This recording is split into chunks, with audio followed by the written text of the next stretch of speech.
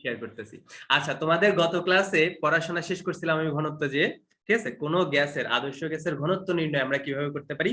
ভাই আদর্শ গ্যাসের ঘনত্ব নির্ণয়ের সূত্র, যদি ঘনত্বকে আমরা ডি দিয়ে প্রকাশ করি তাহলে ডি ইজ ইকুয়াল টু কত বলো তো ভাইয়া, P into M divided by R into T. ঠিক আছে, যেখানে পি হচ্ছে সেই গ্যাসটার চাপ, এম হচ্ছে কি সেই গ্যাসটার আণবিক ভর, আর হচ্ছে কি বলতো ভাইয়া মোলার গ্যাস ধ্রুবক, টি হচ্ছে পরম তাপমাত্রা। তো এই সূত্র দিয়ে কি করতে পারি আমরা, কোনো একটা গ্যাসের আদর্শ গ্যাসের ঘনত্ব নির্ণয় করতে পারি। তো এখান থেকে আমরা দেখলাম যে ভাইয়া কোন একটা নির্দিষ্ট গ্যাসের জন্য তার যে আণবিক ভর এবং আদর্শ গ্যাসের যে ধ্রুবকটা, মোলার গ্যাস ধ্রুবক যেটা, সেটা কনস্ট্যান্ট। তো ওইখান থেকে আমরা কি বলতে পারি, ডি ইজ প্রপোর্শনাল টু কত বলতো ভাইয়া, পি বাই টি। তার মানে কোনো একটা আদর্শ গ্যাসের ঘনত্ব তার চাপের সমানুপাতিক এবং কি বলতো ভাইয়া পরম তাপমাত্রার ব্যস্তানুপাতিক। ঠিক আছে, কোন একটা আদর্শ গ্যাসের ঘনত্ব তার উপর প্রযুক্ত চাপের সমানুপাতিক এবং কি বলতো ভাইয়া এবং পরম তাপমাত্রার ব্যস্তানুপাতিক। তার মানে তুমি যদি কোনো একটা আদর্শ গ্যাসের উপরে চাপ বেশি প্রয়োগ করো তাহলে তার কি হবে বলতো ভাইয়া, ঘনত্ব বাড়বে। আর চাপ যদি কম প্রয়োগ করো ঘনত্ব কমবে।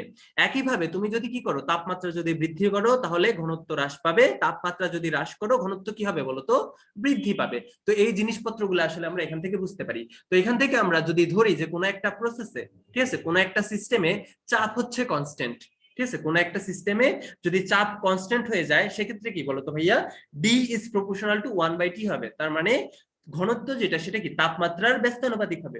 আবার অন্য আরেকটা প্রসেসে যদি তাপমাত্রা কনস্ট্যান্ট হয়ে যায় তাহলে ডি ইজ প্রপোর্শনাল টু কি হবে বলতো, পি হবে। তার মানে ঘনত্ব চাপের সমানুপাতিক হবে। তো সেখান থেকে কিন্তু আমরা আরো দুইটা সূত্র ডিরাইভ করতে পারি।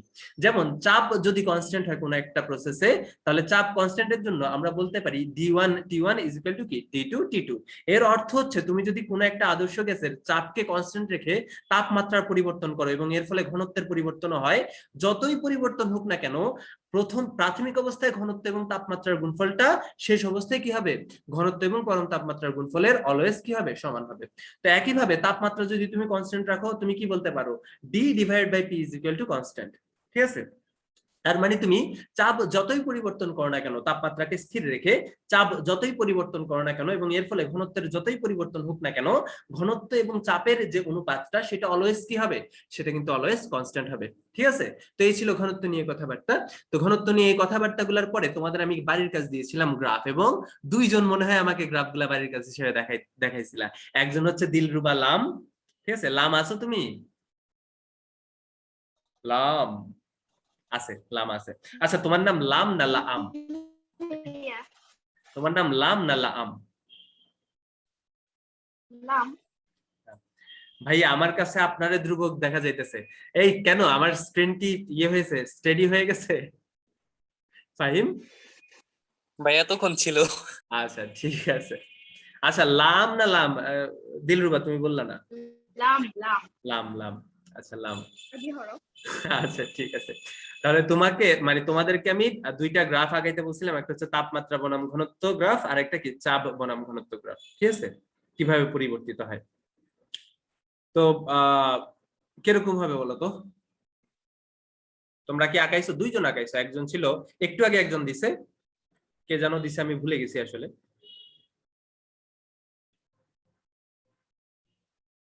আচ্ছা এখানে আমি যে গ্রাফটা আঁকাইছি এটা হচ্ছে ঘনত্ব বনাম তাপমাত্রা গ্রাফ। তো আমি কি করব, যে দুইটা বাড়ির কাজ দিছি তোমাদের ওই দুইটা গ্রাফ আঁকায় দেখাবো এখন, দেখি তোমরা পারো কিনা। তো আমি প্রথম একটা গ্রাফ আঁকাই তাপমাত্রা বনাম ঘনত্ব, কেমন? তাহলে এটা হচ্ছে আমাদের একটা গ্রাফ, আর হচ্ছে এটা হচ্ছে আরেকটা গ্রাফ। ঠিক আছে ভাইয়া, তো প্রথম যে গ্রাফটা সেখানে আমরা তাপমাত্রা বনাম ঘনত্ব গ্রাফ আঁকাবো। ঠিক আছে, তাহলে তাপমাত্রা বনাম ঘনত্ব এর অর্থ কি, বনামের আগে যে থাকে সে থাকে ওয়াই এক্সিসে, বনামের পরে যে থাকে সে থাকে কি বলতো ভাইয়া, এক্স এক্সিসে। আচ্ছা ফাহিম শাহরিয়াও মনে হয় পাঠিয়ে দিচ্ছে বাড়ির কাজ, আগে পাঠাবা। ঠিক আছে, তোমরা কিছু কিছু স্টুডেন্ট এত সুন্দর নোট করো, যখন হচ্ছে আমাকে পাঠাও ইনবক্সে তখন তো আমার একদম পাগল হয়ে যাওয়ার মতো অবস্থা হয়। তোমাদের মতো যদি আমি ইন্টার লাইফে পড়াশোনা করতাম হয়তো আরো অনেক উপরে যেতে পারতাম, এমআইটি তে চান্স পেয়ে যেতাম। ঠিক আছে, তো ঠিক আছে করো, বাট এই জিনিসটা কন্টিনিউ রাখো। মনে করো তোমরা একটা টপিকের জন্য করলা, ঠিক আছে, পরের টপিক গুলার জন্য করো, তাহলে এই কনসিস্টেন্সির কারণে তোমরা এত উপরে চলে যাবা, এত বড় বস হয়ে যাবা যে আসলে তোমরা নিজেরাও কল্পনা করতে পারবে না যে তোমরা এত বড় বস হয়ে গেছো। ঠিক আছে, শর্ত কি, কন্টিনিউয়াস হইতে হবে, রেগুলার হইতে হবে, প্রত্যেকদিন করা লাগবে। একটা টপিক করছো, পরের টপিকও করা লাগবে, কেমন? তো সবগুলা করো, দেখবা একদম বস, আসলে সোজা, পড়াশোনার মতো সহজ জিনিস আর কিছু নাই। আচ্ছা, তাহলে তাপমাত্রা বনাম কি ঘনত্ব, তাহলে বনামের আগেরটা ওয়াই অ্যাক্সিসে, বনামের পরেরটা এক্স অ্যাক্সিসে। আচ্ছা, তাহলে আমাদের কি লাগবে, একটা সমীকরণ লাগবে। তো সমীকরণ কি আমরা একটাই জানি, ডি ইজ ইকুয়াল টু কি, পিএম বাই আরটি। তো আমরা গ্রাফ আঁকানোর সময় কি করি বলতো ভাইয়া, ওয়াই অ্যাক্সিস বরাবর যাকে বসাই তার জায়গায় কি বসাই, ওয়াই কে বসাই, এক্স অ্যাক্সিস বরাবর যাকে বসাই তার জায়গায় কি, এক্স কে বসাই, এবং বাকি সবগুলাকে কি করে ফেলি, কনস্ট্যান্ট ধরে ফেলি। তাহলে ওয়াই অক্ষ বরাবর টি কে বসাইছি, তাহলে টি এর জায়গায় কি বসবে, টি এর জায়গায় বসবে ওয়াই। আর এক্স অ্যাক্সিস বরাবর ডি কে বসাইছি, তাহলে ডি এর জায়গায় কি বসবে, এক্স। এবং বাকি সবগুলা কি হয়ে যাবে বলতো ভাইয়া, বাকি সবগুলা হয়ে যাবে কনস্ট্যান্ট। তাহলে বলো তো এই সমীকরণটা কার মতো হয়, xy is equal to k। বলো তো xy is equal to k কার সমীকরণ, প্রথম দিকের ক্লাসগুলো যারা ছিল? আয়তকার অধিবৃত্ত। আয়তাকার অধিবৃত্তের গ্রাফ, যেটা দেখতে কেমন হয়, যেটা দেখতে এরকম হয়, ঠিক আছে, এরকম হয়। সুন্দর, ভেরি গুড। তাহলে T divided by D, T versus D যে গ্রাফটা, সেটা কিরকম হবে বলো তো, এরকম হবে। তাহলে খুব সুন্দর, যারা পারছো অভিনন্দন, যারা পারো নাই ভাইয়া শিখে নাও, কারণ এগুলো আসলে লাগবে তোমাদের। গ্রাফ থেকে প্রত্যেকটা পরীক্ষা একটা না একটা এমসিকিউ থাকে, সাধারণত আসে তুলনায়। যেমন তোমাদের একটা বাড়ির কাজ দিছিলাম, মনে করো এই যে গ্রাফটা পাইছি, এটা পাইছি আমরা পি1 চাপে, ঠিক আছে, আরো একটা গ্রাফ পাইলাম আমরা পি2 চাপে, কেমন? তো তোমাদের যদি বের করতে দেয় পি1 এবং পি2 এর মধ্যে কে বড় কে ছোট, তোমরা কি করবা বলো তো? তোমরা সিম্পলি একটা কাজ করবা, কি এক্স অক্ষ বা ওয়াই অক্ষ বরাবর একটা কি টানবা, দাগ টানবা, দাগ টেনে দেখবা কে কার সমানুপাতিক ব্যস্তানুপাতিক, যেটা আমরা আদর্শ কেসের সমীকরণে দেখছিলাম। তো এইভাবে তোমরা বের করে ফেলবা, ঠিক আছে, এটা কিন্তু কঠিন কোনো কাজ না। তো বের করতে পারো, এটা শিখাইছিলাম কিন্তু আমি, পারো না? দেখাই দিই মনে করো। ভাইয়া ওই যে আচ্ছা, হ্যাঁ হ্যাঁ এক্স্যাক্টলি, আমি তারপরে দেখাই দিই, ঠিক আছে, তারপরে দেখাই দিই। তো মনে করো এখানে পি1 এবং পি2 এর মধ্যে কে বড়, এটা তুমি বের করবা, ঠিক আছে। তো তুমি কি করলা, মনে করো আমি হচ্ছে এটা এক্স অ্যাক্সিস এর সমান্তরাল করে একটা দাগ টানলাম, ঠিক আছে। তো এক্স অ্যাক্সিস বরাবর যদি দাগ টানি, বলো তো এই পয়েন্ট গুলাতে টি যেটা, এটা কনস্ট্যান্ট না, বলো তো টি কি জি কনস্ট্যান্ট? ভাই। তাহলে এই দাগ বরাবর টি হচ্ছে কনস্ট্যান্ট। যদি টি কনস্ট্যান্ট হয়, তাহলে বলো তো এই সূত্রে ডি ইজ প্রপোর্শনাল টু কি ছিল, পি বাই টি ছিল। তাহলে টিও যদি কনস্ট্যান্ট হয়ে যায়, তাহলে বলো তো ডি ইজ প্রপোর্শনাল টু কি হবে, পি হবে। তার মানে কি, পি যার বড় ডিও তার বড়, তার মানে ডি যার বড় পিও তার কি বড়। তাহলে বলো তো এই দুইটা পয়েন্টের মধ্যে ডি কার বড়, এই যে এই পয়েন্টটার না, এই দাগটার ডি বড় না, এই দুটো পয়েন্টের মধ্যে এই যে ডি যার বড় পিও তার বড়। তাহলে এখানে কি বলতো ভাইয়া, পি2 ইজ গ্রেটার দেন পি1 হবে। তাহলে বুঝতে পারছো না সবাই? তো এইভাবে কিন্তু তোমরা যে কোনো তুলনামূলক গ্রাফ সমাধান করে ফেলতে পারো এমসিকিউর জন্য, ঠিক আছে। আর নিঃসন্দেহে যেহেতু আদর্শ গ্যাসের সমীকরণের জন্য তোমরা বের করতে পারো, আমি যে এক্সাম গুলা নিব সেগুলাতে হয়তো ঘনত্বের কথাবার্তা গুলা বেশি থাকবে, ঠিক আছে। আচ্ছা, তাহলে পরবর্তী গ্রাফটা আমরা দেখে ফেলি। পরবর্তী গ্রাফটা হচ্ছে চাপ বনাম ঘনত্ব, ঠিক আছে। চাপ বনাম ঘনত্ব মানে এই অক্ষে রাখবা চাপ, এই অক্ষে রাখবা কি ঘনত্ব। আচ্ছা, আমি দরজাটা অফ করে আসি, কারণ গাড়ির সাউন্ড শোনা যাচ্ছে।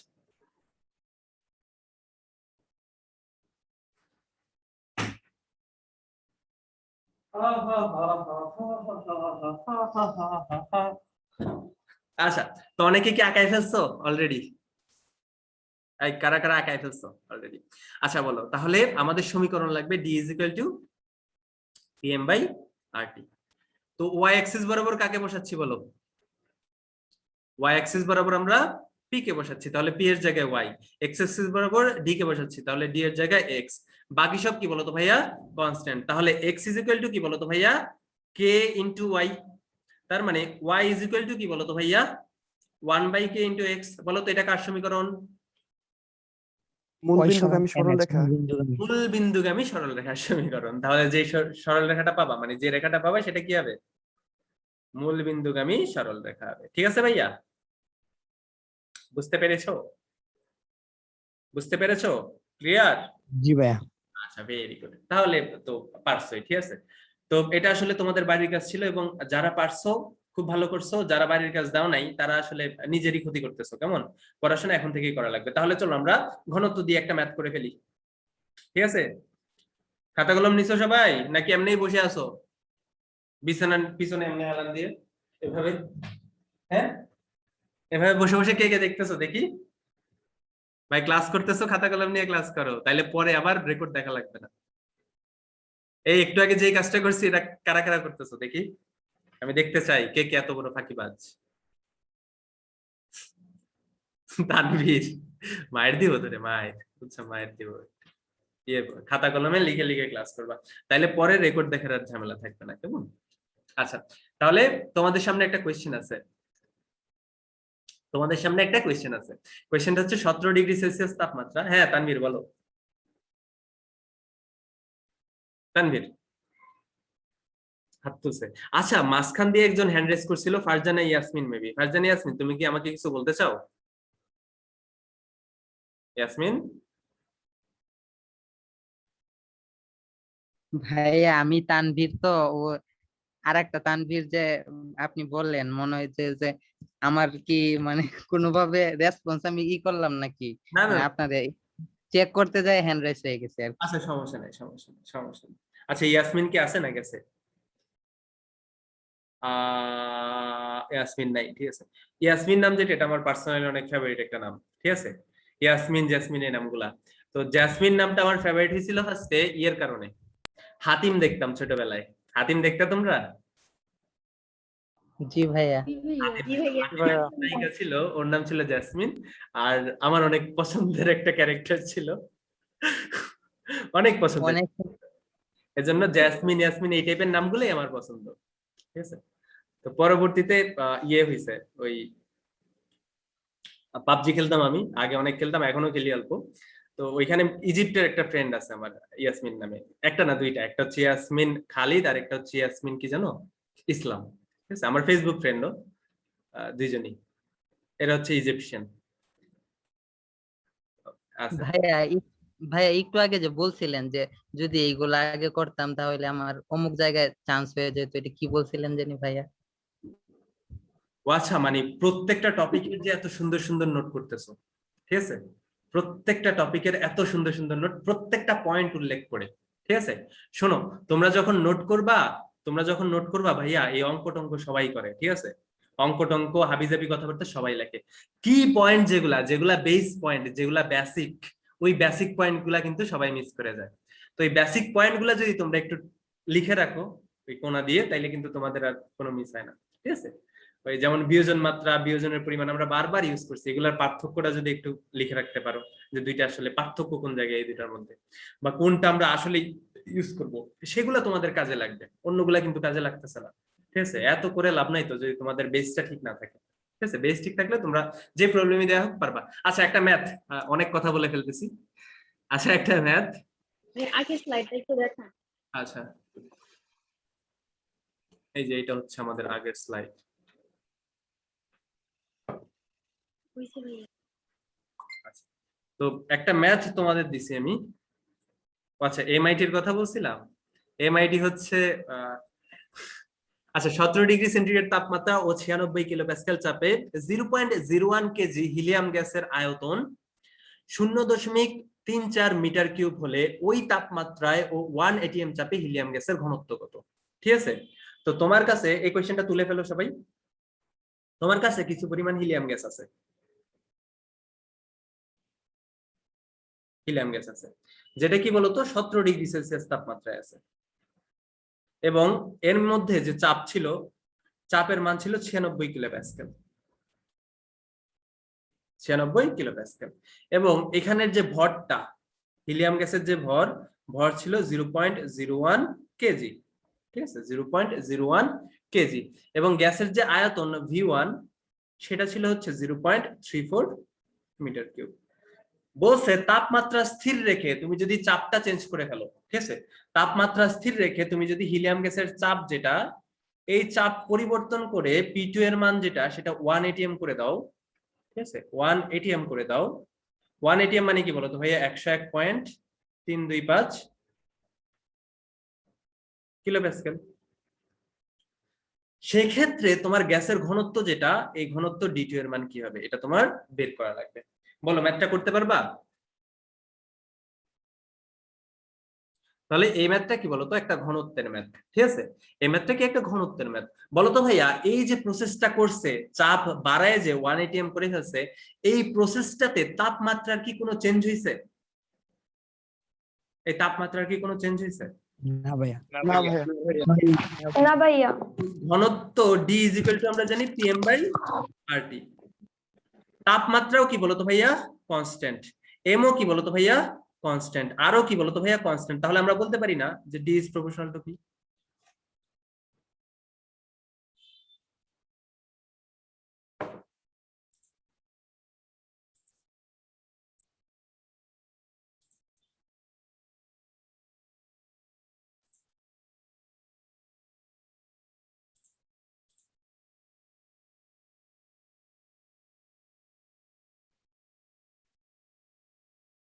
আচ্ছা আমার কথা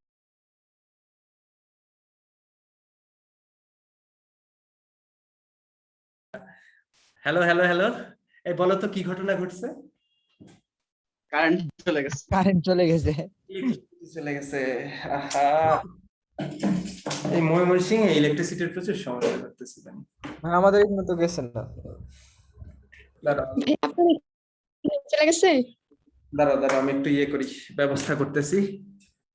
আমাদের এই জায়গায় বেড়া চলে গেছে। ভাইয়া ভয় পেয়ে গেছিলাম তো। হয়তো বাবাই। দাঁড়াও দাঁড়াও, আমার ইয়ে কই? আচ্ছা আমি রেকর্ডটা একটু অফ করি। আচ্ছা তো আমরা অঙ্ক করতেছিলাম, ঠিক আছে না? খুব ভালো ক্লিয়ারই দেখা যাচ্ছে। ঠিক আছে, তো আমরা একটা অঙ্ক করতেছিলাম, কি বলতো ভাই, একটা প্রসেস, ঠিক আছে? তোমার কাছে কিছু পরিমাণ হিলিয়াম গ্যাস ছিল, কত কেজি ছিল? 0.01 কেজি। ঠিক আছে, এত কেজি হিলিয়াম গ্যাস যেটা, এটা 17 ডিগ্রি সেলসিয়াস তাপমাত্রায় ছিল, 96 কিলো প্যাসকেল চাপে ছিল, এবং ওই অবস্থায় তার আয়তন যেটা সেটা ছিল কত? 0.34 মিটার কিউব। কেমন? তো তোমাকে কোয়েশ্চেন করছে যদি তাপমাত্রা কনস্ট্যান্ট রেখে ওই তাপমাত্রায় যদি চাপটা 1 atm করা হয় তাহলে হিলিয়াম গ্যাসের ঘনত্ব কত হবে? ঠিক আছে, এখন যদি ভাইয়া তাপমাত্রা কনস্ট্যান্ট থাকে তাহলে বলো তো ঘনত্ব এবং চাপের মধ্যে সম্পর্ক কি? আমরা জানি D is proportional to P. D is proportional to P মানে কি বলতো ভাইয়া? ডি ইজ ইকুয়াল টু কি? কেপি। তার মানে D by P is equal to কি বলতো ভাইয়া? Always constant. তার মানে প্রাথমিক অবস্থায় তোমার যদি ঘনত্ব হয় ডি1, ঠিক আছে, তাহলে D one divide by P one is equal to কি হবে বলতো ভাইয়া? শেষ অবস্থায় ঘনত্ব ডি2 ডিভাইড বাই কি? পি2 এর সমান। এটা হবে না বলতো ভাইয়া? আমার কথা শুনতে পাচ্ছ? আচ্ছা এটা কিন্তু হবে, তাহলে D one divide by P one is equal to কি হবে? D two divide by P two. এটা কি আমাদের এই ম্যাথে ব্যবহার করা লাগবে। কেমন? তো চলো আমরা ডি1 এর মান ফার্স্টে বের করে ফেলবো। তাহলে বলো তো ডি1 এর মান আমরা কিভাবে বের করব? আমি এগুলো মুছে ফেললাম। বলো তো ডি1 এর মান আমরা কিভাবে বের করতে পারি? ডি1 ইজ ইকুয়াল টু কি বলো তো ভাইয়া? ডব্লিউ বাই ভি1, তাই না? তাহলে ডব্লিউ এর মান কত? 0.01 কেজি। আর ভি1 এর মান কত বলো তো? 0.34 মিটার কিউব। তাহলে বলো তো কত হয়? আমি ক্যালকুলেশনে খুবই কাঁচা, আমার ক্যালকুলেশন প্রচুর ভুল হয়। ঠিক আছে, বলো তো কত হয় ঘনত্বটা? প্রাথমিক ঘনত্ব ডি1 এর মান কত হয়?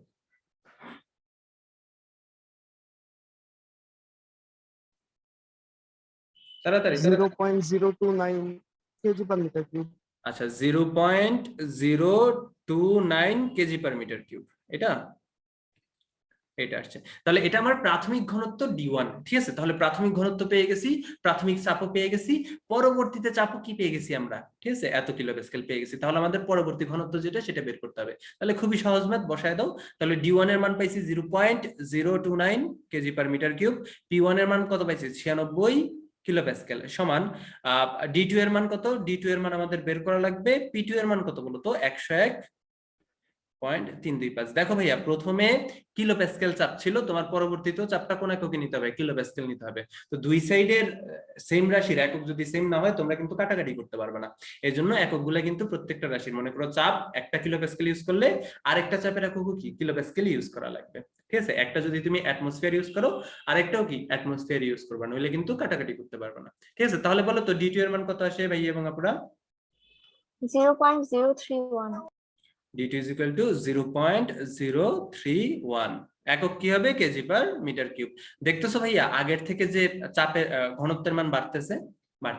এটাই কিন্তু আমরা জানি, যেহেতু ডি প্রপোর্শনাল টু পি এবং চাপ যেহেতু বাড়াইছে তাহলে ঘনত্ব বাড়বে স্বাভাবিক। তো এই ঘনত্ব যে বাড়ছে এটা কিন্তু আমরা দেখতেছি। ঠিক আছে, তো আমার মনে হয় প্রচুর ল্যাগ হচ্ছে না? আমার কথা কি ঠিকঠাক শোনা যায় বলো তো? জি ভাইয়া। আমার এখানে দেখাচ্ছে অনেক ল্যাগ হচ্ছে। ঠিক আছে, তো আমি হটস্পট ইউজ করতেছি। তো এই ম্যাথটা বুঝতে পারো না এমন কেউ আসো ভাইয়া? খুব সহজ ম্যাথ কিন্তু, তাই না? খুবই সহজ ম্যাথ। এরকম ঘনত্ব দিয়ে কোনো ম্যাথ যদি তোমাদের দেওয়া হয় তোমরা পারবা না বলো তো? যে কোনো ম্যাথ পারবা না?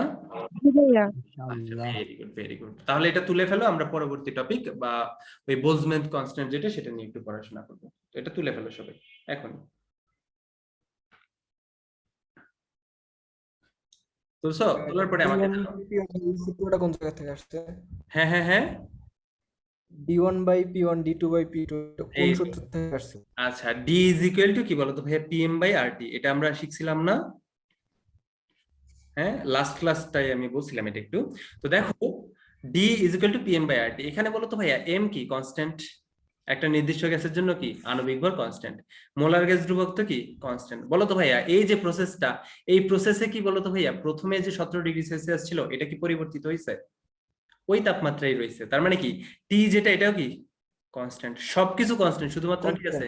প্রেসার আছে। তুমি যদি কনস্ট্যান্ট উঠায় দাও তাহলে তোমার কোন চিহ্ন আনা লাগবে? সমানুপাতিক চিহ্ন আনা লাগবে না ভাইয়া? জি ভাই। এই তো, কনস্ট্যান্ট উঠাই দিলে তোমার কিন্তু সমানুপাতিক চিহ্ন আসবে। তো এগুলা কিন্তু লাস্ট ক্লাসে আমি হালকা করে বলছিলাম। আচ্ছা ঠিক আছে, তাহলে আর কেউ আছে বুঝো না এরকম? সবাই বুঝে গেছো? এই সবাই বুঝে গেছো? হ্যাঁ, এই হ্যালো। জি ভাইয়া। আচ্ছা ঠিক আছে, তাহলে পরবর্তী প্রবলেমে যাই। তাহলে আমরা এখন পড়বো বোলজম্যান কনস্ট্যান্ট বা বোলজম্যানের ধ্রুবক কি। ঠিক আছে? তো বোলজম্যানের ধ্রুবক বা বোলজম্যান কনস্ট্যান্ট নিয়ে পড়াশোনা করার আগে আমাদের মোলার গ্যাস ধ্রুবক নিয়ে একটু পড়াশোনা করতে হবে। তো তোমাদের কি মনে আছে মোলার গ্যাস ধ্রুবক আর এটা আমরা কিভাবে পাইছিলাম? পিভি বাই এনটি এভাবে পাইছিলাম না? আর ইজ ইকুয়াল টু কি ছিল? পিভি বাই এনটি ছিল। ঠিক আছে? তো বলো তো এই যে সূত্র থেকে আমরা মোলার গ্যাস ধ্রুবকের সংজ্ঞা কি দিতে পারি? একটা সংজ্ঞা তো আছে মোলার গ্যাস ধ্রুবকের, এই সংজ্ঞাটা বিজ্ঞানীরা কিভাবে দিছে? তো তোমরা কি জানো যে কোনো কিছুর আয়তনকে চাপ দিয়ে যদি আমরা গুণ করি তাহলে যে গুণফলটা, এই গুণফলটা ভাই একটা শক্তিকে নির্দেশ করে বা কাজকে নির্দেশ করে? তোমরা জানো এটা? এটা জানো? জি ভাইয়া। অবশ্যই পিভি, চাপ এবং আয়তনের যে গুণফল, এই গুণফলটা কি বলতো ভাই? একটা শক্তি বা কাজকে নির্দেশ করে। ঠিক আছে? চাপ ও আয়তনের গুণফল যেটা, এটা কি করে? একটা শক্তি বা কাজকে নির্দেশ করে। এটা আমরা কিভাবে বুঝতে পারি? চাপ এবং আয়তনের যে গুণফল, এটার একক যদি তোমরা একটু খেয়াল করো, চাপের একক কি বলতো? চাপের একক হচ্ছে নিউটন পার মিটার স্কয়ার বা প্যাসকেল। আয়তনের একক কি? Metre cube. ঠিক আছে? তো বলো তো টোটাল যে এককটা সেটা কত হয়? Newton metre. তোমরা কি জানো নিউটন মিটার সমান কি? জানো? জুল। কাজ। জুল, যেটা কি বলতো ভাইয়া?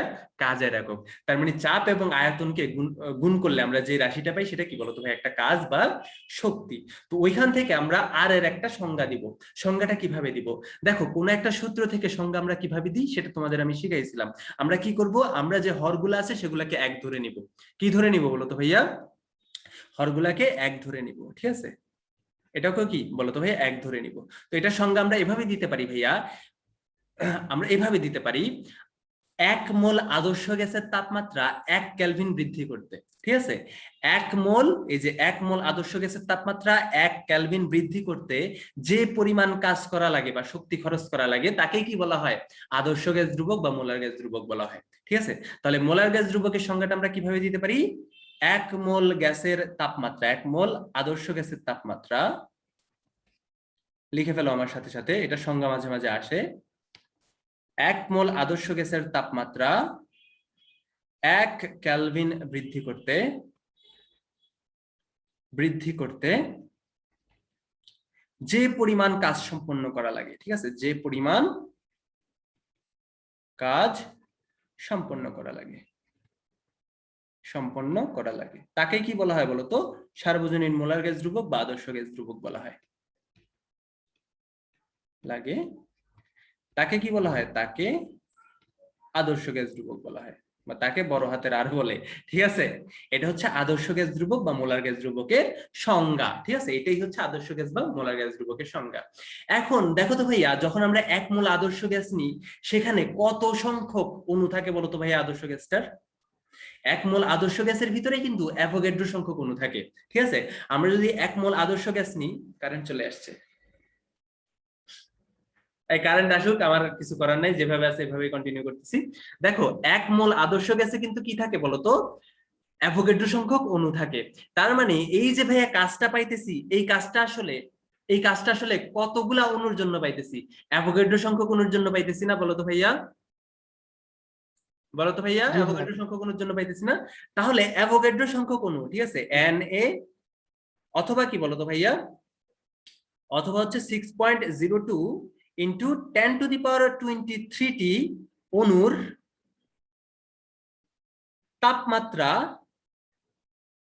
1 কেলভিন বাড়াতে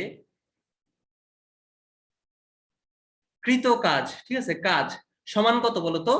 আর, তাই না?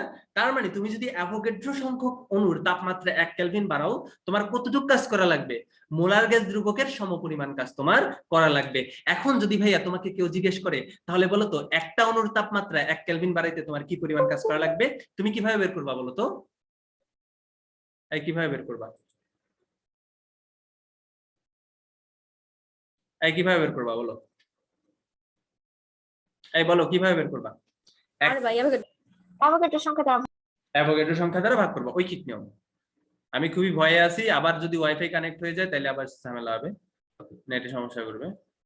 আচ্ছা, তাহলে বলো তো একটি অণুর তাপমাত্রা 1 কেলভিন বৃদ্ধি করতে, ঠিক আছে, একটি অণুর তাপমাত্রা 1 কেলভিন বৃদ্ধি করতে, ঠিক আছে, কৃত কাজ সমান কত বলো তো ভাইয়া? আর বাই অ্যাভোগাড্রো সংখ্যা, তাই না? তার মানে একটা অণুর তাপমাত্রা বৃদ্ধি করতে আমরা কি পাবো? যে পরিমাণ কাজ পাবো সেটার মান কি হবে? আর ডিভাইড বাই Na।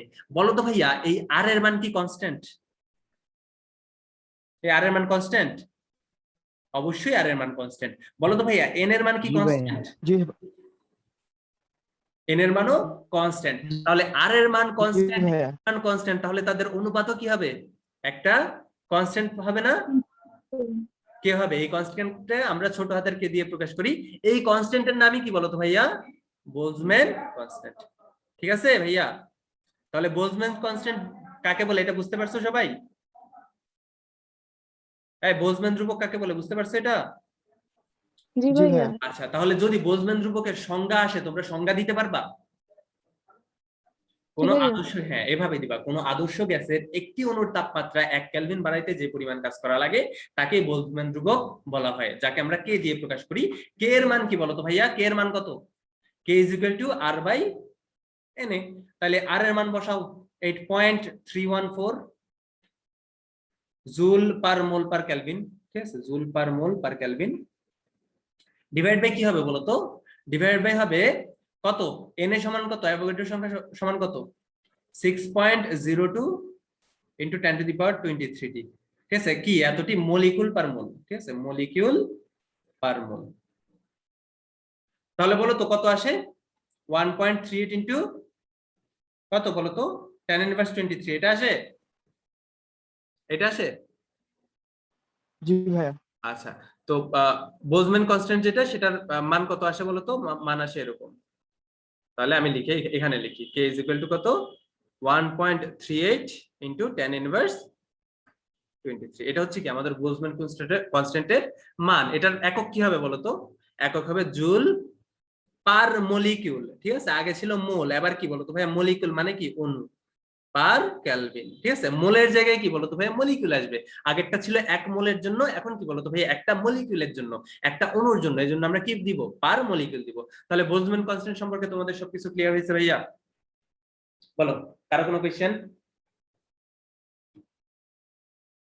কারো কোনো কোয়েশ্চেন? এয়ার তানভীর আমার ইনবক্সে মেসেজ দেয়, কেমন আছেন ভাইয়া? ভালো আছি ভাইয়া। ভাইয়া মোল আর মলিকিউলের মধ্যে এখানে পার্থক্য আছে কি? অবশ্যই মলিকিউল, মলিকিউল মানে একটা অণু, মলিকিউল মানে একটা অণু, মোল মানে এক মোল। এক মোল সমান কয়টা অণু বলতো? এক মোল সমান অ্যাভোগাড্রো সংখ্যক অণু। মোল যখন পড়াইছি বলছি না, এক মোল যে কোনো কিছু মানে কি? অ্যাভোগাড্রো সংখ্যক যে কোনো কিছু। তার মানে এক মোল সমান অ্যাভোগাড্রো সংখ্যক মলিকিউল, ঠিক আছে, দুইটার মধ্যে কিন্তু আকাশ পাতাল পার্থক্য, ঠিক আছে।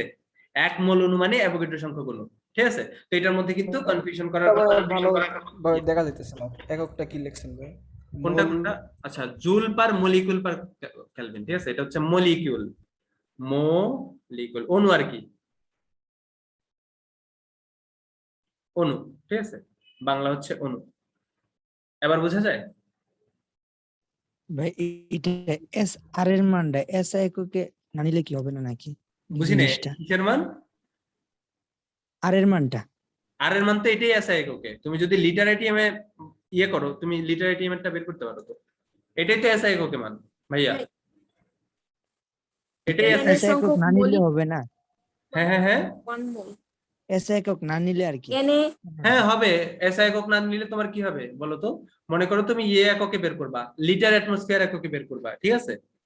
লিটার অ্যাটমসফিয়ার এককে তুমি কে এর মান বের করবা, কে ইজ ইকুয়াল টু কি হবে আর বাই এন এ। এখন লিটার অ্যাটমসফিয়ার এককে আর এর মান কি 0.0821, ঠিক আছে? লিটার অ্যাটমসফিয়ার কি পার মোল পার হচ্ছে কি কেলভিন।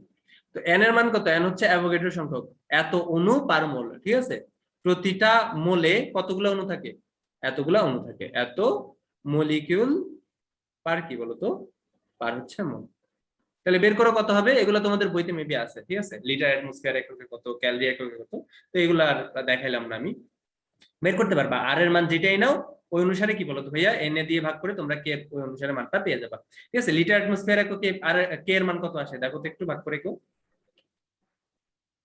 দেখো তো ভাগ করে কত আসে। 1.363 into 10 inverse 25. 1.36 into 10 inverse 24 এরকমই কিছু একটা আসবে, কেমন? এটা কি হবে? একক কি হবে? Litre atmosphere per molecule per kelvin, ঠিক আছে? এইভাবে তোমরা বের করতে পারো, কেমন? এইভাবে তোমরা বের করতে পারো। তাহলে বোলজম্যান কনস্ট্যান্ট নিয়ে আর কারো কোনো কোশ্চেন আছে? কোনো এন এ পরিমাণ ভাইয়া। মলিকিউল ইকুয়াল টু 1 মোল অণু, তাই না ভাইয়া? হ্যাঁ হ্যাঁ হ্যাঁ, এন এ পরিমাণ মলিকিউল মানে 1 মোল অণু। আচ্ছা আচ্ছা, তাহলে আমি এগুলো মুছে ফেললাম। তাহলে চলো আমরা নতুন একটা টপিক পড়ি, ঠিক আছে? তাহলে আমরা নতুন একটা টপিক পড়ি। তাহলে এটা কিন্তু তোমাদের মনে রাখা লাগবে, K is equal to R by N A, ঠিক আছে? এটা মনে রাখলেই খেলা শেষ। আর কে এর মানে এমনিতেও মনে থাকবে 1.23 into 10 inverse 23 joule per molecule per kelvin, ঠিক আছে? এটা মনে থাকবে, থাকে ফিজিক্সেও তোমরা ইউজ করছো। আমি যদি ভাইয়া আগের স্লাইডটা একটু দেন। এই যে আগের স্লাইড,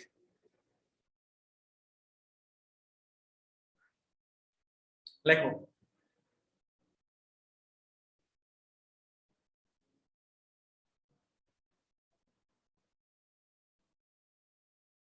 শেষ হইলে বইলো ভাইয়া।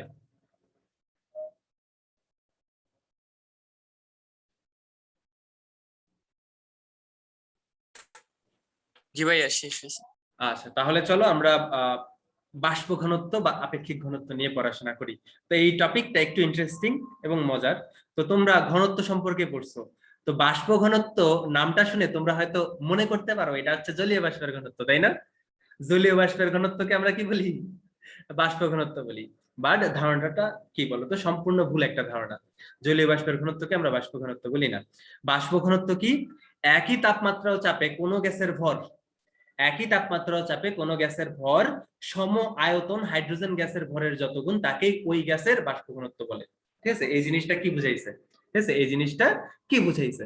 মনে করো একটা নির্দিষ্ট তাপমাত্রা ও চাপে, মনে করো যে নির্দিষ্ট তাপমাত্রা, এটা এসটিপিতেই চিন্তা করলাম আমি। এসটিপিতে তুমি কিছু আয়তন, ঠিক আছে, মনে করো 10 লিটার গ্যাস নিলা, ঠিক আছে? 10 লিটার কি নিলা বলো তো?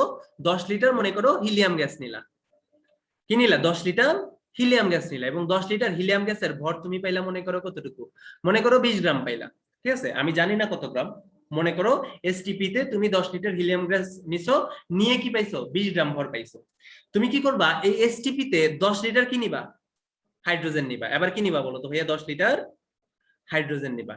হাইড্রোজেন নিয়ে দেখলা ভাইয়া ভর পাইছো হচ্ছে কত বলো তো? 15 গ্রাম। কত পাইছো বলো তো ভাইয়া? 15 গ্রাম। এখন দেখো ভাইয়া নির্দিষ্ট তাপমাত্রা ও চাপে, ঠিক আছে, 10 লিটার হিলিয়াম গ্যাসের ভর কত? 10 গ্রাম। 10 লিটার হাইড্রোজেন গ্যাসের ভর কত? 15 গ্রাম। এই যে ভাইয়া এই যে সম আয়তন হিলিয়াম গ্যাসের ভর এবং হাইড্রোজেন গ্যাসের ভরের একটা অনুপাত পাবো না? 20 কে যদি আমরা 15 দিয়ে ভাগ করি একটা অনুপাত পাবো না? এই অনুপাতটাকে আমরা কি বলবো বলতো? এই অনুপাতটাকে আমরা বলবো হিলিয়াম গ্যাসের বাষ্প ঘনত্ব। আমি কি বুঝাইতে পারছি বাষ্প ঘনত্বটা কি? তাহলে একটা নির্দিষ্ট তাপমাত্রা ও চাপে কোনো আদর্শ গ্যাসের ভর সম আয়তন, একই আয়তন হাইড্রোজেন গ্যাসের ভরের যত গুণ, সেটাই কি বলতো ভাইয়া? ওই আদর্শ গ্যাসটার বাষ্প ঘনত্ব বা আপেক্ষিক ঘনত্ব। ক্লিয়ার হয়েছে সবার? সবার ক্লিয়ার হয়েছে? আমি আবার রিপিট করি, ঠিক আছে? একই তাপমাত্রা ও চাপে কোনো নির্দিষ্ট গ্যাসের ভর সম আয়তন একই আয়তনের হাইড্রোজেন গ্যাসের ভরের যত গুণ সেটাই কি বলতো ভাইয়া ওই গ্যাসটার প্রথম গ্যাসটার কি বাষ্প ঘনত্ব। দেখো ভাইয়া আমরা কি করছি একটা নির্দিষ্ট তাপমাত্রা ও চাপে 10 লিটার হিলিয়াম গ্যাস নিছি যার ভর পাইছি কত 20 গ্রাম, এবং আমরা কি করছি বলতো ভাইয়া এই সেম তাপমাত্রা ও চাপে 10 লিটার হাইড্রোজেন গ্যাস নিছি কত পাইছি 15 গ্রাম। তাহলে বলতো ভাইয়া সম আয়তন হিলিয়াম গ্যাসের ভর হাইড্রোজেন গ্যাসের ভরের কত গুণ, এটা আমরা কিভাবে বের করি? আমরা হিলিয়াম গ্যাসের ভরকে হাইড্রোজেন গ্যাসের ভর দিয়ে ভাগ করে দিব, ভাগ করলে যে ভাগফলটা সেটাই কি বলতো ভাইয়া সেটাই হবে হিলিয়াম গ্যাসের বাষ্প ঘনত্ব। এবার ক্লিয়ার হয়েছে? এই জি ক্লিয়ার ভাই। হয়েছে? জি ভাইয়া। ক্লিয়ার হয়েছে। তাহলে এখানে একটা মজার কনসেপ্ট আছে, কি বলতো ভাইয়া একটা নির্দিষ্ট তাপমাত্রা ও চাপে একটা নির্দিষ্ট তাপমাত্রা ও চাপে নির্দিষ্ট আয়তনের যে কোনো আদর্শ গ্যাসের মোল সংখ্যা সমান। এটা বলতো কোন সূত্র? একটা নির্দিষ্ট তাপমাত্রা ও চাপে নির্দিষ্ট আয়তনের যে কোনো আদর্শ গ্যাসের মোল সংখ্যা কি সমান। এটা কার সূত্র বলো? এটা কার সূত্র? অ্যাভোগাড্রোর সূত্র। অ্যাভোগাড্রোর সূত্র। অ্যাভোগাড্রোর সূত্র। তাহলে চলো অ্যাভোগাড্রোর সূত্রটা আমরা একটু লিখে ফেলি। আমি ভাইয়া এই যে কোনায় অলরেডি লিখে রাখছি, এটা আমি এখন এখানে তোমাদের দেখাবো। তাহলে অ্যাভোগাড্রো সাহেব কিন্তু আমাদের একটা সূত্র দিছিল, ঠিক আছে? তো এটা কার সূত্র বলতো? এটা হচ্ছে অ্যাভোগাড্রোর সূত্র। তো অ্যাভোগাড্রোর সূত্রটা আমরা একটু কাজে লাগাবো, ঠিক আছে? এটা কে বলছিল? এটা হচ্ছে অ্যাভোগাড্রো বলছিল। তো অ্যাভোগাড্রো কি বলছিল বলতো ভাইয়া? অ্যাভোগাড্রো বলছে স্থির তাপমাত্রা ও চাপে যে কোনো আদর্শ গ্যাসের সম আয়তনের আয়তন যদি সমান হয় মোল সংখ্যা কি হবে সমান হবে। তাহলে তুমি হিলিয়াম গ্যাস নিলা কত? হিলিয়াম গ্যাস নিলা 10 লিটার। তো 10 লিটার হিলিয়াম গ্যাসে যত মোল সংখ্যা থাকবে, তুমি যদি 10 লিটার হাইড্রোজেন গ্যাস নাও, ঠিক আছে, তার মোল সংখ্যা কি হবে বলতো সমান হবে, ঠিক আছে? মোল সংখ্যা সমান হবে, ভর কি সমান হবে?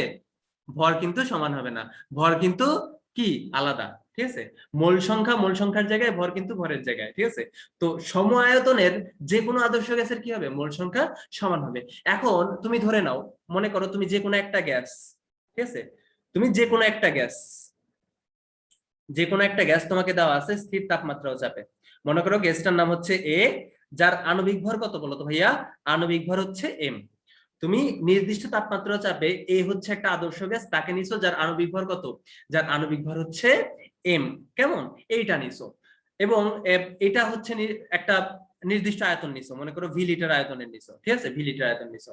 তাহলে বলতো এর আপেক্ষিক ঘনত্ব বা বাষ্প ঘনত্ব বের করার জন্য তোমার কি করা লাগবে? এই সেম তাপমাত্রা ও চাপে ভি লিটার হাইড্রোজেন গ্যাস নেওয়া লাগবে না? ভি লিটার হাইড্রোজেন গ্যাস নেওয়া লাগবে না? জি জি ভাই। ভাইয়া। এখন বলো তো জি ভাইয়া ভাইয়া। তাপমাত্রা ও চাপে এই যে ভি লিটার আয়তনের এ গ্যাসে যত মোল এ গ্যাস আছে, ভি লিটার আয়তনের হাইড্রোজেন গ্যাসে তত মোল হাইড্রোজেন গ্যাস আছে না? জি ভাই। তাহলে বলো তো এখানে এটা যদি হয় Na, ঠিক আছে, এই গ্যাসের মোল সংখ্যা যদি হয় Na, এটা কি হবে? এই হাইড্রোজেন গ্যাসের মোল সংখ্যার সমান হবে না? সমান হবে না? এই সমান হবে না? বলো বলো বলো, তাড়াতাড়ি বলো, তাড়াতাড়ি বলো, এটা যদি বুঝতে পারো জি আমরা। ভাই। এখন বলো তো ভাইয়া তাহলে বাষ্প ঘনত্ব ডি আমরা কিভাবে বের করি? ভাইয়া এই যে ভি লিটার আয়তনে যে গ্যাসটা থাকে, এই গ্যাসের ভর, এই ভরকে আমরা কি করি? হাইড্রোজেন গ্যাসের ভর দিয়ে ভাগ করি। তাহলে এখানে আমরা বলতে পারি না যে ভাইয়া Na মোল এ গ্যাসের ভর ডিভাইড বাই কি বলতো ভাইয়া N/2 মোল হাইড্রোজেন গ্যাসের ভর। এই বলতে পারি এটাই বাষ্প ঘনত্ব, বলতে পারি না? বলতে পারি? এই বলতে পারি, বলো। জি ভাইয়া। অবশ্যই বলতে পারি, ঠিক আছে? কারণ কি এই গ্যাসের যে ভরটা সেটাকে যদি আমরা এই গ্যাসের ভর দিয়ে ভাগ করি, হাইড্রোজেন গ্যাসের ভর দিয়ে ভাগ করি, তাহলে আমরা কি পেয়ে যাব? বাষ্প ঘনত্ব পেয়ে যাব। এখন বলো তো ভাইয়া Na আর NH2 এই দুইটা কি সমান না? এই দুইটা সমান না? জি ভাইয়া। যদি সমান হয় এই দুইটাকে আমরা চলো n ধরি, এই দুইটাকে আমরা কি ধরি? n ধরি। তোমরা আমার সাথে সাথে লিখে ফেলো, আমি শুধু মুছবো। তাহলে আমরা কি বলতে পারি? n মোল a গ্যাসের ভর ডিভাইড বাই কি বলো তো ভাইয়া n মোল H2 গ্যাসের ভর, তাই না? এটা বলতে পারি না? এই বলতে পারি? এইটা বলতে পারি, বলো। এই বলতে পারি, বলো, তাড়াতাড়ি তাড়াতাড়ি। যদি এটা বলতে পারি তাহলে এটাকে কি আমরা এভাবে লিখতে পারি? তোমরা আমার সাথে সাথে লিখো, আমি মুছবো শুধু।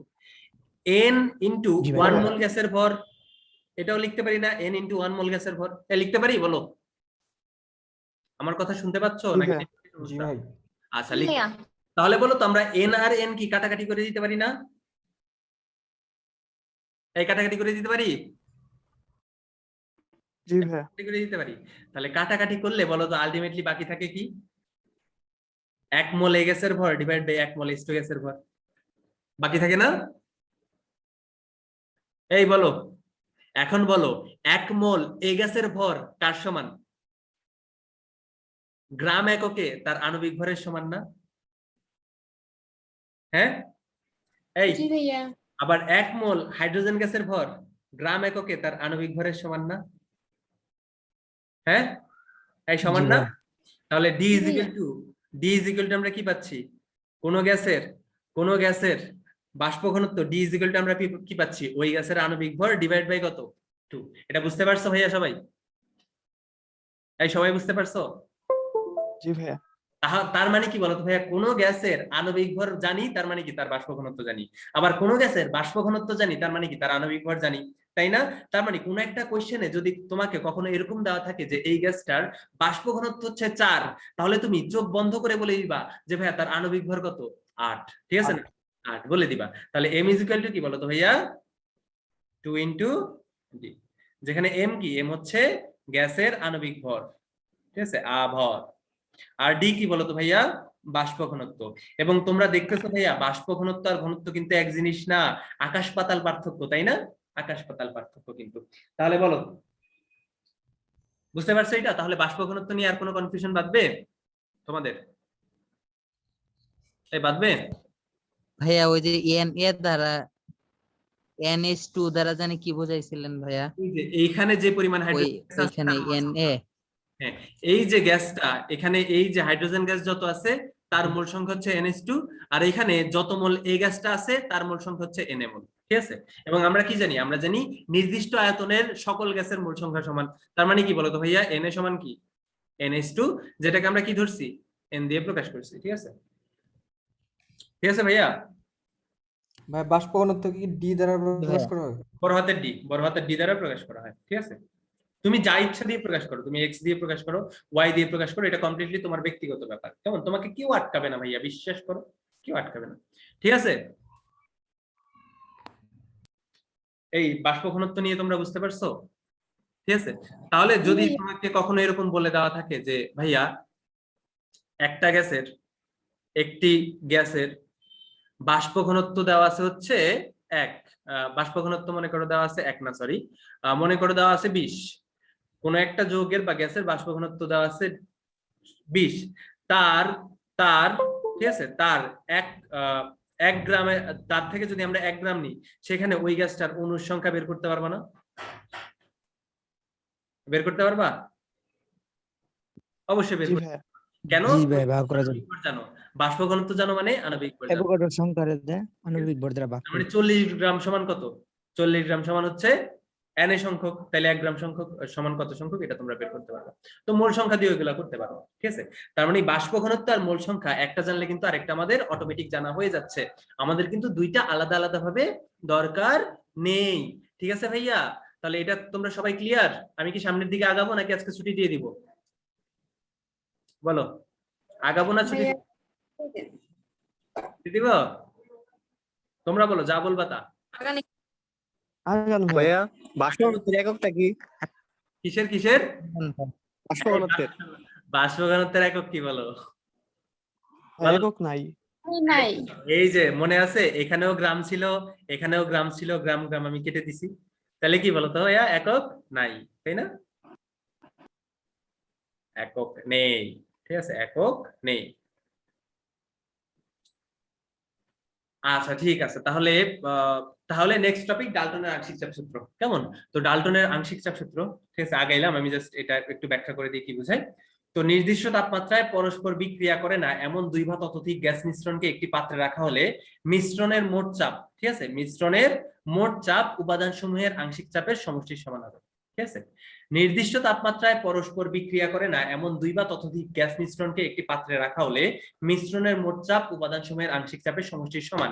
তো যারা আমার কাছে ফার্স্ট পেপার পড়ো না, ঠিক আছে, সেকেন্ড পেপার পড়তেছো, তারা কি আংশিক চাপ বলতে কি বোঝায় এটা জানো? আংশিক চাপ মোল ভগ্নাংশ যদি নাও জানো, আসলে ভয় পাওয়ার কিছু নাই, আমি আংশিক চাপ মূল ভগ্নাংশ সবই আসলে বুঝাবো, ঠিক আছে, একটু করে সবই বুঝাবো। তাও আমি একটু বর্ণনা করে দিই। মনে করো তোমার কাছে একটা পাত্র আছে, ঠিক আছে, তোমার কাছে কি আছে, একটা পাত্র আছে, এই পাত্রে দুইটা গ্যাস আছে, একটা হচ্ছে এ গ্যাস আর একটা হচ্ছে বি গ্যাস। এই দুইটা গ্যাস কি করে না, একটা আরেকটার সাথে বিক্রিয়া করে না, ঠিক আছে, এই দুইটা গ্যাস কি করে না, একটা আরেকটার সাথে বিক্রিয়া করে না। তাহলে দুইটা গ্যাস মিলে কি তৈরি করছে, একটা মিশ্রণ তৈরি করছে, যেটাকে আমরা গ্যাস মিশ্রণ বলতেছি। তাহলে এই যে টোটাল মিশ্রণটা আছে, এটার কি থাকবে, একটা চাপ থাকবে না, টোটাল একটা চাপ থাকবে, ঠিক আছে, এটার কি থাকবে, টোটাল একটা চাপ থাকবে। এবং প্রত্যেকটা গ্যাসের আলাদা আলাদা ভাবে কি থাকবে, তাদের আংশিক চাপ থাকবে। যারা আংশিক চাপ বুঝো না তাদের আসলে এই কথাগুলা সিরিয়াসলি নেওয়ার কিছু নাই, আমরা আংশিক চাপ বুঝাবো একটু পরে, কেমন, একটু পরে না হইলেও নেক্সট ক্লাসে। তো যদি এ গ্যাসের আংশিক চাপ পি হয়, বি গ্যাসের আংশিক চাপ যদি পিবি হয়, তাহলে টোটাল গ্যাস মিশ্রণের চাপ পি ইজ ইকুয়াল টু হবে পিএ প্লাস পিবি, ঠিক আছে।